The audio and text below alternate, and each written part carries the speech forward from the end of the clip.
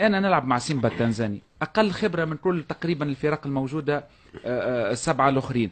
نلعب ربما نختار نلعب مع شبيبه القبيل، ربما نختار احسن خيار ممكن بالضبط. هكا على الورق هو شبيبه القبيل متفاهمين في القرب وفي المستوى. دونك خلينا نمشيو واحد شبيبه القبيل، اثنين سيمبا التنزاني، ثلاثه الاهلي المصري. علاش ثلاثه الاهلي المصري؟ لانك تحب ولا تكره معناتها، باش نرجع نعاود نقول نفس الكلام. الاهلي المصري عاود شوف التاريخ نتاعو، المره اللي فاتت حتى شكري ونعيم جبعتي التالي نحكيو احنا وشكري ونعيم كل مره يقولوا لنا الموسم الاهلي مجتمع عمناو، الاهلي مجتمع اللي قبله ينلقاو فيناليست يهز التيتر. نسمع فيها من عهد بوتريك هذا من نفس، وباش تقعد تسمعها على طول لانه هذا هو الريال شويه في هذا هو بالضبط. تذكر شاكر وقت هز الشامبيونز ليج البطوله نتاعها راكحه في ما تلعبش نفس الشيء. معناتها ما عندهمش مشكل. الاهلي المصري اليوم تشوفوا داير من البارح بدينا نشوفوا في الفيرسيون تاع الاهلي المصري في الفيرسيون الصحيحه. معناتها البارح شفنا كيفاش الكره تتمركز، وشفنا لي زاتاكون شنو يعملوا، وشفنا الاكسبيريونس نتاع الكهرباء و80,000 هذيك هي. وشفنا من بعد صار بعد المقابله، وشفنا تقريبا معناتها كل شيء موجود في الاهلي المصري، كل شيء حاضر اليوم. التيران حاضر ترشحوا.